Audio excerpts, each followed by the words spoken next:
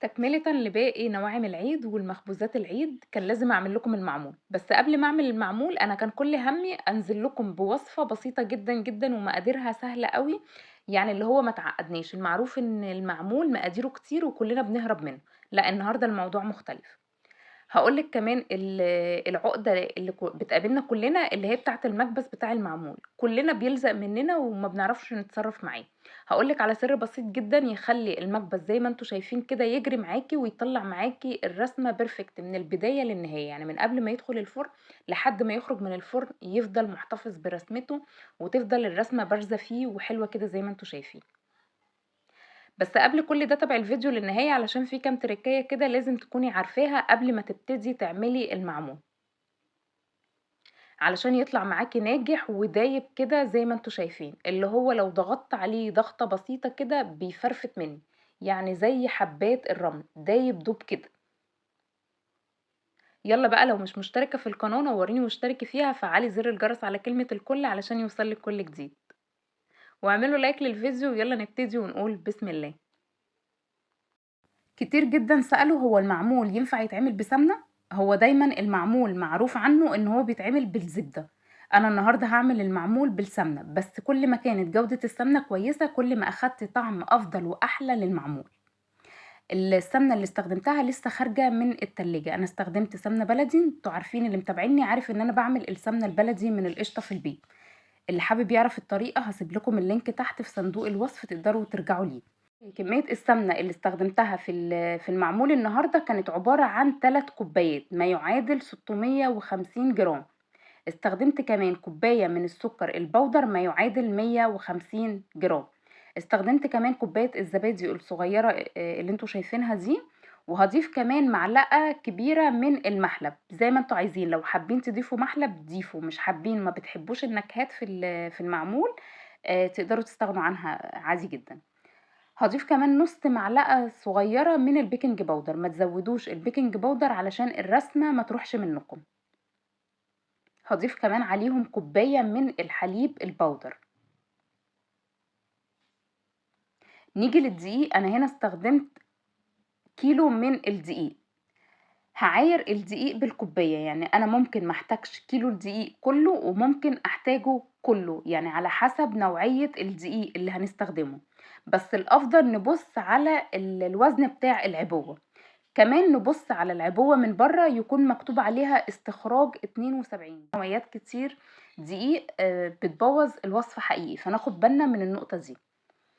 هاخد بقى السمنة وهاضيف عليها كوباية السكر، أنتم عارفين إن أنا باحب أنخل كل المواد الجافة في النواعم، وهاضيف كمان عليهم كوباية الزبادي، هنمشي بالترتيب كده وركّزوا معايا في الترتيب بتاع الإضافات.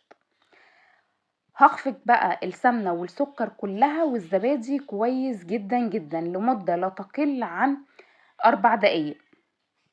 أنا كان ممكن أعمل الخطوة دي في العجان وأسهل عليَّ بكتير من المضرب الكهربائي، بس أنا حبيت أوريكم إن الطريقة بسيطة جدًا، تنفع للناس اللي عندها عجان وتنفع كمان للناس اللي ما عندهاش عجان وعندها مضرب كهربائي. هاخفق في الخليط ده لحد ما أوصل لقوام كريمي، يعني أشبه بالقوام الكريم شانتيه.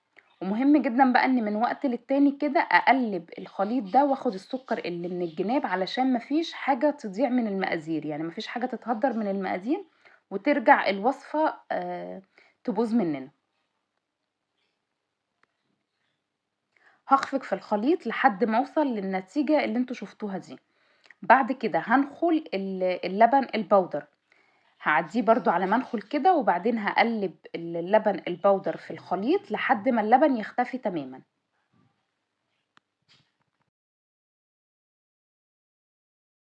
بعد كده هابتدي أضيف الدقيق بالتدريج. العبوة اللي أنا استخدمتها كان مكتوب عليها 850 جرام، كانت بالضبط بالكوباية المعيارية اللي هي أكبر حجم كانت 6 كوبايات ونُص من الكوباية المعيارية الكبيرة اللي هي أكبر حجم. أنا ضِفت ال6 كوبايات ونُص والنُص كوباية التاني كنت باضيفه بالتدريج، يعني كنت كل ما باحتاج دقيق باضيف واحدة، واحدة كده. هاعدّي بقى كل الدقيق ده على المنخل كده زي ما أنتم شايفين، وبعد كده هاضيف عليه باقي المكونات الجافة، اللي هي المحلب والبيكنج باودر.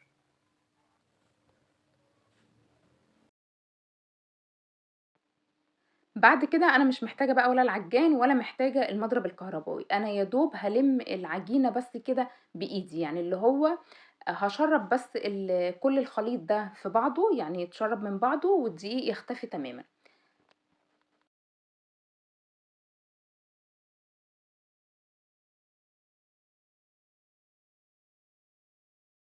طبعًا وأنا بالِم العجينة كده هاختبرها من وقت للتاني، يعني اللي هو هتحتاج سمنة ممكن أضيف لها بسيط كده بالمعلقة، أو لو هتحتاج دقيق ممكن أضيف لها بالمعلقة.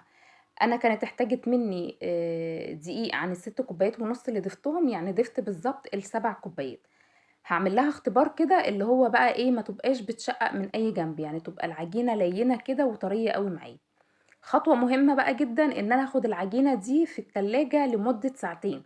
العجينة بقى بتكون طرية جدًا، جدًا، يعني اللي هو مش هنقدر نشكّلها ولا هنقدر حتى نمسكها بإيدينا.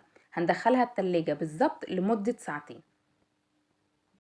بعد كده هابتدي أجهّز الحشوات بتاعة المعمول. أنا عمومًا مش باحب الحشوات أوي، ولكن حبّيت إن أنا أحشيه النهارده بالعجوة بس، يعني مش هاحشيه مكسرات ولا حاجة، لكن اللي حابب بقى يحشيه مكسرات أو يحشيه ملبن، يحشيه عجمية، زي ما أنتم حابين بقى. هابتدي أفتّح البلح ده. أنا بالنسبة لي البلح العجوة ده أفضل من العجوة اللي بتتباع في السوبر ماركت، في عجوة كده بتتباع مهروسة كده، لأ، ده أفضل وأحسن وطعمه كمان أحلى وأغنى وأفيد كمان. هابتدي أفتّحه كده وآخد النَوَى اللي في النُص والقطعة اللي فوق دي، وبعد كده هادخّله الميكروويف، أنا عايزاه يسخن تمامًا، أو ممكن كمان في طاسة كده على النار وابتدي أقلّبه كده لحد ما يطرى خالص، وبعد كده أضيف عليه مكعب زبدة وابتدي أهرسه بالهرّاسة. سهل جدًا، جدًا، يعني هو مش مُعقّد في أي حاجة، وطعمه أحلى كتير من العجوة الجاهزة وأفيد كمان، يعني هو بفايدته، فايدة البلح لسه فيه، مش متخلّط بقى بأي حاجة تانية زي اللي بنشتريه جاهز.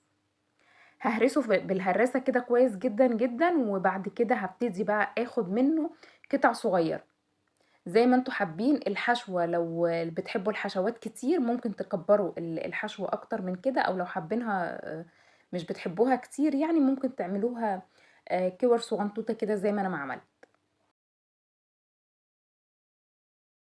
ده المكبس اللي أنا هاشتغل بيه. المكبس ده متوفر وكتير جدًا في المحلات بتاعة الأدوات المنزلية، موجود هتلاقوه كتير. بيكون سوستة كده، عبارة عن سوستة كده من فوق، وبيكون معاه 5 أشكال. هو في شكل متركب فيه، ودول 4 أشكال. كل مكبس بييجي ب5 أشكال مختلفة، إحنا بقى بنختار الأشكال اللي إحنا حابينها.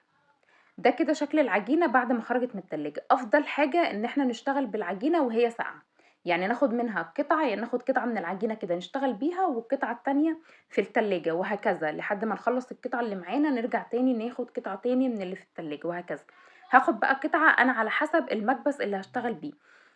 أوازن كده بين قطعة العجينة اللي هافردها أو هاكبسها بالمكبس، وبين المكبس، إن كان كبير أكبّر العجينة، إن كان صغير أبتدي أصغّر العجينة. عايزة أقول لكم إن أنا أخدت وقت كبير لحد ما ابتديت أوازن بين قطعة العجينة والمكبس نفسه، فأنتم ما تزهقوش من الحتّة دي، بس المهم إن هو في النهاية يطلع شكله حلو. هافرد العجينة على إيدي كده زي ما أنتم شُفتوا، وبعد كده هاخد قطعة من العجوة هافردها في العجينة، وابتدي ألمّها كده من الجوانب، أحاول بقى أغطّي كل العجوة، يعني العجوة ما تكونش باينة خالص من العجين، ولا يكون في منها حتت خارجة كده.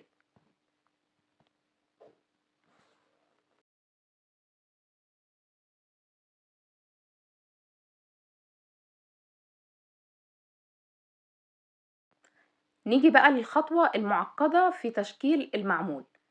أنا هاخد كورة، كورة كده من الكِوَر اللي عملتها بتاعة المعمول، هابتدي أبدّرها بالدقيق تبدير خفيف جدًا، يعني ما اغطّسهاش في الدقيق واملاها دقيق، لأ، على الخفيف كده، وابتدي أنفُض الدقيق منها. القالب كمان هابتدي آخده زي ما أنتم شُفتوا كده، أضغط عليه لحد ما النقشة بتاعته تنزل تحت خالص كده، هاغطّسها في الدقيق وانفّضها كويس جدًا من الدقيق. هاعمل كل الكِوَر اللي في الصاج بتاعي بنفس الشكل كده في الدقيق هاغطّسها، وبعد كده هابتدي أضغط بالمكبس لحد ما أوصل للعجينة نفسها، لحد ما أحس إن أنا وصلت للعجينة نفسها. هابتدي أضغط على العجينة وأشد المكبس لفوق، هتطلع معايا بالرسمة دي بكل سهولة. بصوا بقى الرسمة عاملة ازاي. يعني انتوا حاولوا تعملوا زي ما انا عملت كده، اللي هو نبدر العجينة نفسها بالدقيق والمكبس كمان، بس يعني المكبس بقى كل ما نحس ان هو ابتدى يلزق مننا نروح نبدره، بلاش بقى نبدر العجينة تاني. نيجي بقى للتسوية ودي اهم خطوة. المعمول هيخش الفرن على درجة حرارة 180. اول ما هدخله الفرن هدخله على الرف اللي فوق اللي هو في وش الشواية على طول لحد ما يتشمع، الرسمة بتاعته تشمع كده من فوق عشان ما تسيحش مني في الفرن. وبعد كده هبتدي اشغل الشعلة اللي تحت، او لو مشغلة الاتنين مع بعض من فوق ومن تحت هخلي الصاج او الشبكة بتاعة الفرن من فوق خالص اللي هو تكون تحت الشواية على طول. هياخد في الفرن بالظبط لمدة من 12 ل15 دقيقة بالمتابعة. بعد ما ياخد تشميعة من فوق كده ولونه ياخد لون اصفر خفيف كده، ابتدي انقل الصاج في نص الفرن لحد ما ياخد لون حلو كده من تحت ومن فوق واحس ان هو استوى خلاص.